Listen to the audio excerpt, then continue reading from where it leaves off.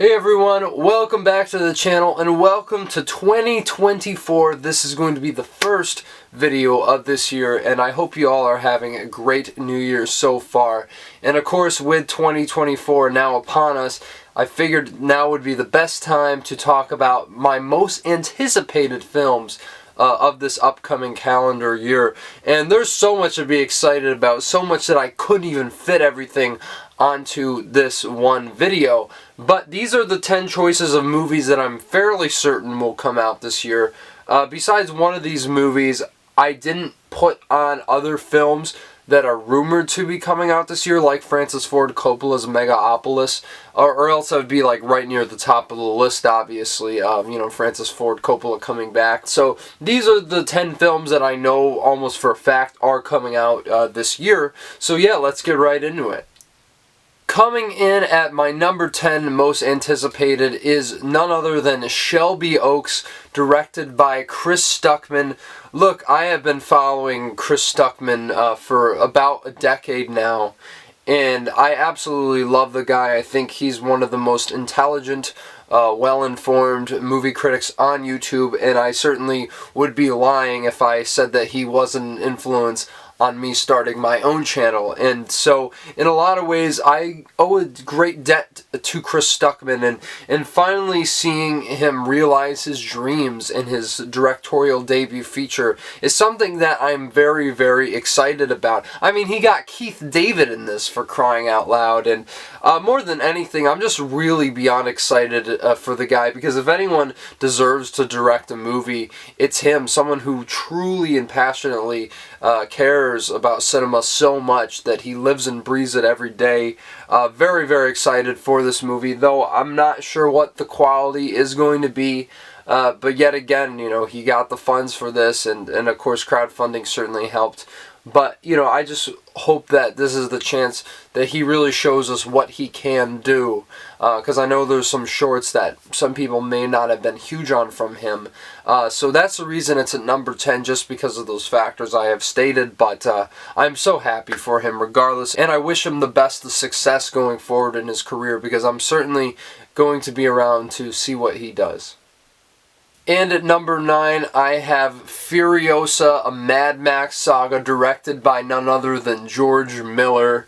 I actually just watched the trailer again before getting on here to kind of see where I had fallen. This movie looks awesome, and if we're judging based on what Miller had done previously with Mad Max Fury Road, which was almost 10 years ago, kind of hard to believe, yet again, it's something that looks so high octane in the best ways possible. It looks like he's bringing back that visual style, the extravagant stunts, all the practical stuff that you see. And of course there's some CGI visual effects, which I'm not entirely sure about how they look. But yet again, you have Anya Taylor-Joy, such a great actress, stepping into the role of Furiosa over from Charlize Theron.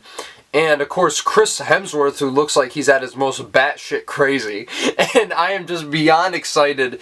Because, look, I don't love the first 3 Mad Max movies, but Fury Road certainly is a juggernaut for a reason. There was a reason it was nominated for all those Oscars back in 2015. And could this repeat its success at the Oscars?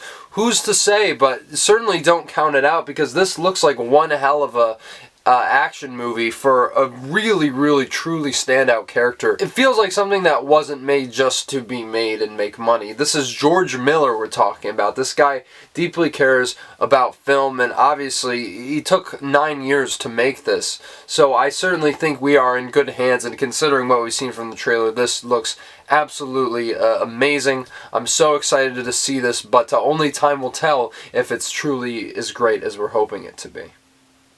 And at number 8, I have Wicked Part 1, directed by John M. Chu. Obviously, this musical that I've been annoyed by theater kids for years to watch is something that I'm very excited to see.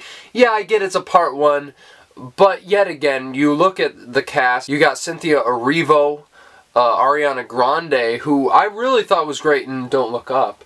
And I think that this might be her chance to show us the star-defining turn that she can give, because I really thought that she was great in that film, and certainly a comedic standout. But what is she going to bring to this movie? Who's to say? And yet again, I mean, you just look at the cast. Jeff Goldblum is the Wizard of Oz. I mean, how can you beat that? Come on. And Academy Award winner Michelle Yeoh is in here too. So there's just a lot that this film is, you know, looking at, and obviously this is such a beloved musical. I feel like, as someone who is a fan of musicals, I have to check this out. But more than anything, the reason I put this on my list is John M. Chu, who directed my favorite film of 2021, being In the Heights. So this is certainly one that I've been wanting to see for some time, because I think he's grown exponentially as a director. Ever since I saw Crazy Rich Asians, I'm like, this guy is, you know, going great places. And then I saw In the Heights, and I was just blown away by his vision in that film. And if he can bring those sensibilities to Wicked Part 1, I think this could be truly fantastic. Who's to say whether a Wicked Part 2 will make my top 10 most anticipated 2025? We'll have to see how good this one is first. But I certainly think that this movie is very promising with all the factors I've listed.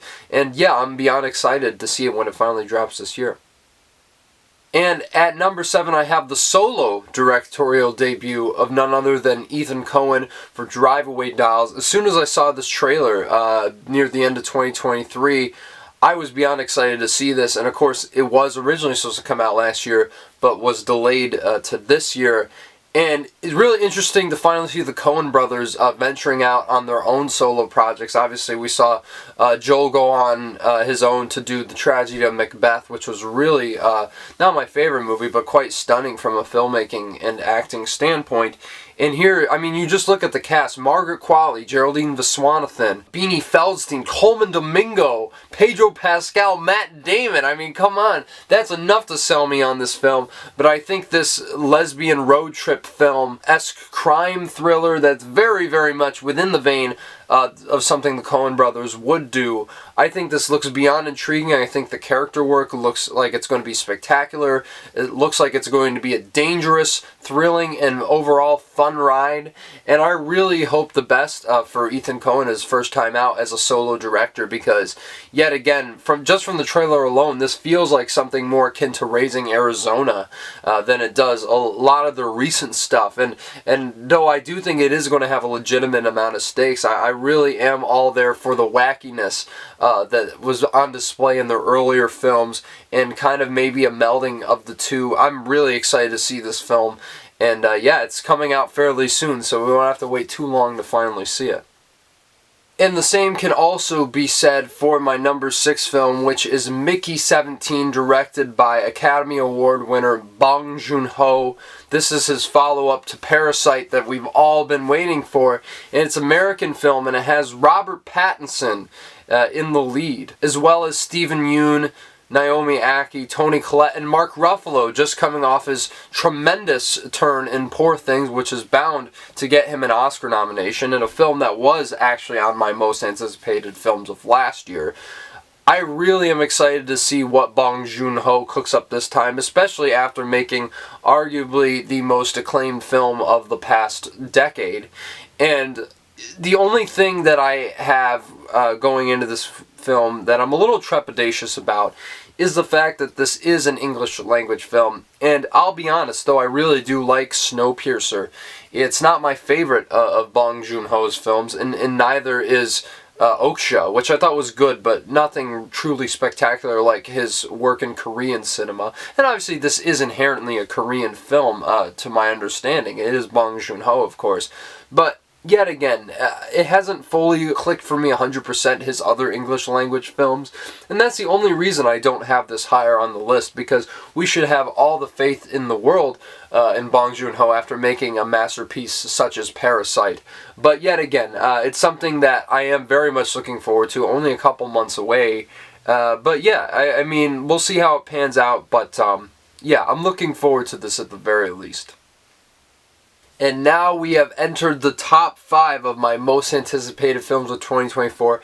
And you could probably guess by the shirt, you knew it was coming. That, of course, is Deadpool 3, directed by Shawn Levy.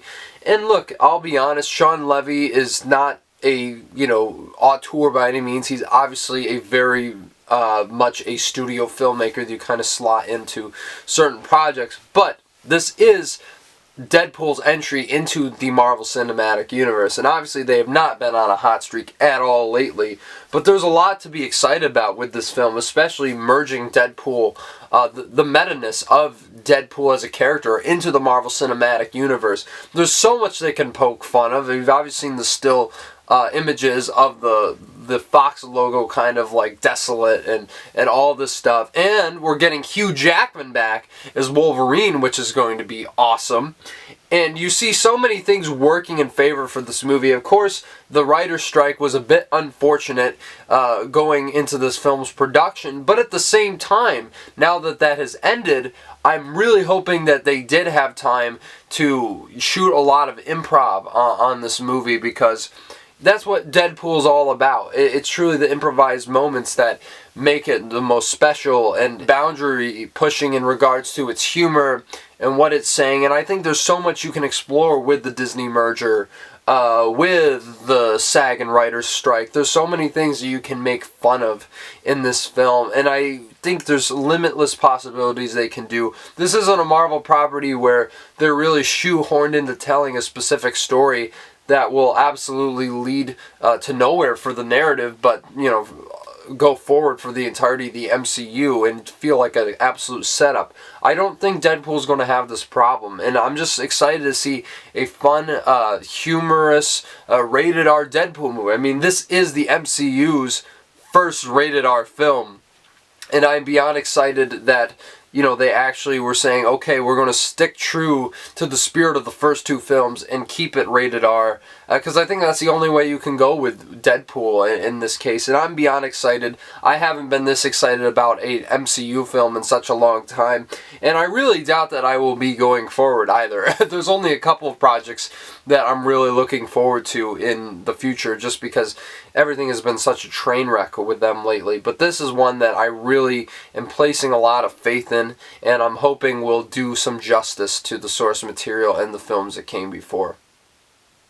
And at number 4, I have yet again another comic book sequel. I know, kind of crazy considering the state of comic book movies, but I think there's very good reason to be excited about my number 4 film, which is Joker Folie à Deux by Todd Phillips, yet again taking over from the 2019 Joker. This is a direct sequel to that, and though obviously Joker has its detractors and its, poor moments, I loved Joker. I thought it was a really bold take on the character, even if it does owe a lot to Martin Scorsese in that way.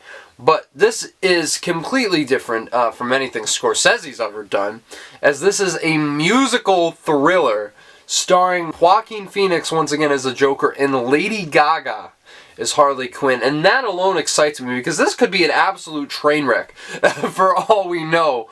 But the fact that it is the same creative team behind the original doing something completely bizarre and different, I think this movie is going to swing for the fences, and for that alone I'm beyond excited for it. Could this land Joaquin Phoenix his second Oscar nomination for playing the Joker? Who's to say? It certainly could land Lady Gaga another Oscar nomination, hopefully, but we'll have to see. I really think that this film is going to be something quite special at the very least. Whether that's good or bad, I don't know. Something with my most anticipated film starring Joaquin Phoenix are obviously really divisive, like Beau is Afraid, which I was not a fan of, unfortunately, and I really hope that that is not the case for this.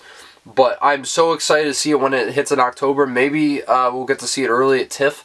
Who's to say? I really hope that is the case. But yet again, this is one that is going to really, I think, be a bold take, even more so than Joker was, and really differentiate itself from the original. Whether that'll be good or bad, only time will tell, but I'm all here for it.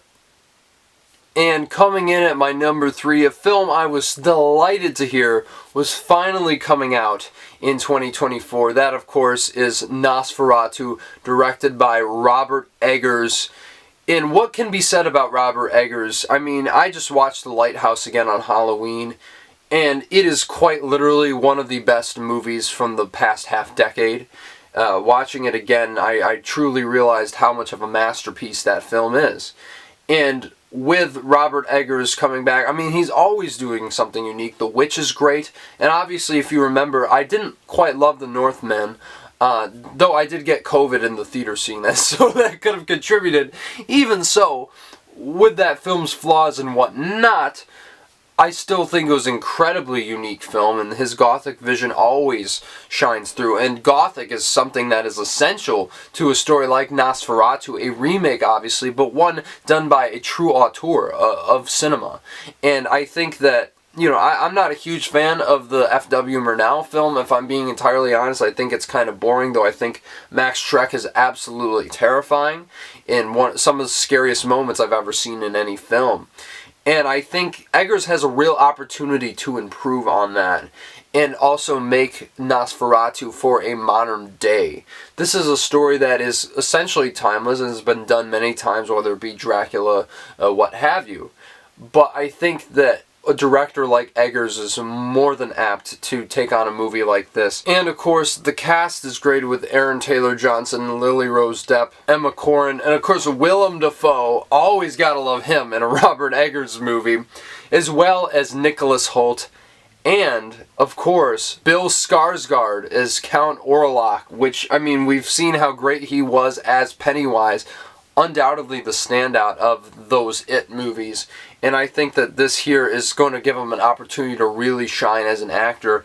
Maybe we'll even land him his first Oscar nomination. I mean, Willem Dafoe was nominated for playing Max Schreck back in the day, and I haven't seen that film yet, but it's kind of funny to see how that lines up all these years later.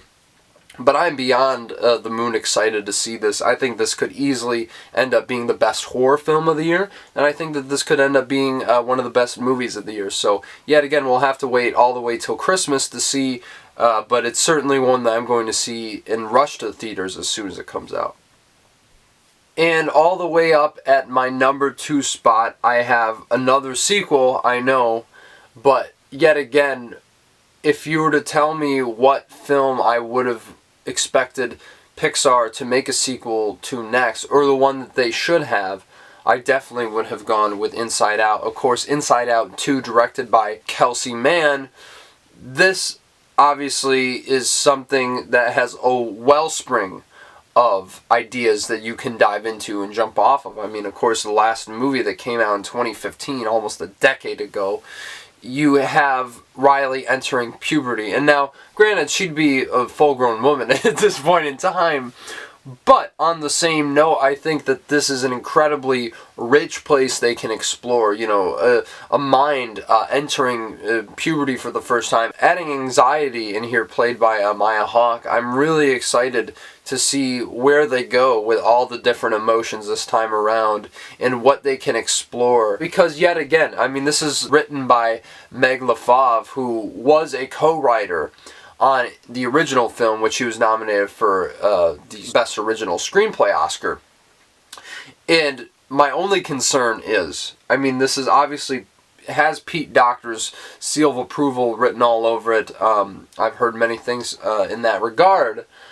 But Pete Docter isn't really involved, and that's kind of where my trepidation comes in with this film in particular, because this could be maybe the next Pixar masterpiece. I really think it has the potential to be, but I also think it can buckle under the weight of its own sense of expectation that a lot of people have for this movie, because let's be honest, I mean, I think Inside Out is one of Pixar's absolute best, definitely in their top 5 if you remember my Pixar ranked video back from 2022, and I really think that this, yet again, could be concerning in some regards, but also something I'm super optimistic about, and obviously I'm going to keep an open mind. I mean, Pixar directors shift around all the time, and we still get amazing sequels like the Toy Story films, and I think that this could be, yet again, one of those cases.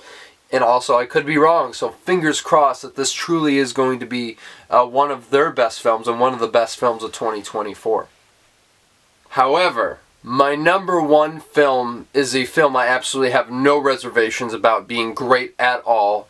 We've seen the trailers multiple times in theaters. This actually was on my most anticipated list of 2023 and got delayed due to the SAG strike. Of course, I'm talking about Dune Part 2, directed by Denis Villeneuve.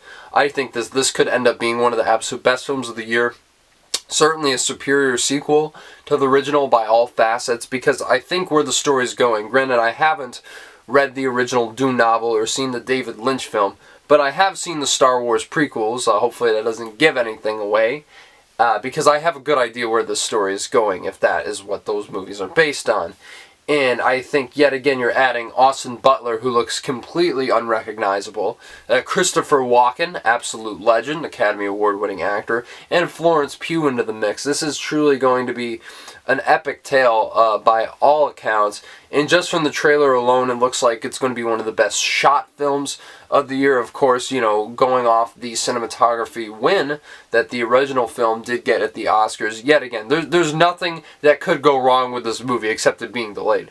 But yet again, I think for certain this time it is going to be released in March and is going to be in IMAX, and you bet your ass I'm going to be there the very first or second day that it opens, talking to you guys about this movie, because there is not a single film I am more excited about for the entirety of 2024. So yeah, guys, that's my list of my most anticipated films of 2024. What are some of your top 10 most anticipated films? Let me know down in the comments below. Smash the like button if you like what you're seeing here, and if you want to see me review these films when they finally do come out, rest assured I absolutely will.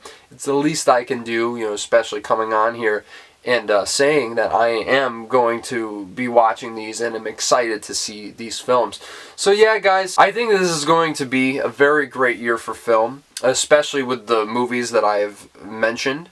And the fact that there's already 2 movies that are probably coming out this year that I've seen and are already some of my favorites of the decade. So we are already in a great year for film already, and I'm excited for you guys to see those films as well when they drop. But these ones I think are going to be certainly on everybody's radar, and certainly should be on everybody's radar. But yeah, guys, that's just my thoughts, and very excited to talk more movies very soon. I'm going to be bringing you my review of Society of the Snow, since that is hitting Netflix this weekend. Very excited to see that and to see what its Oscar chances are. And yeah, guys, that's about it for now. But once again, I hope you're enjoying your new year, and we'll talk soon.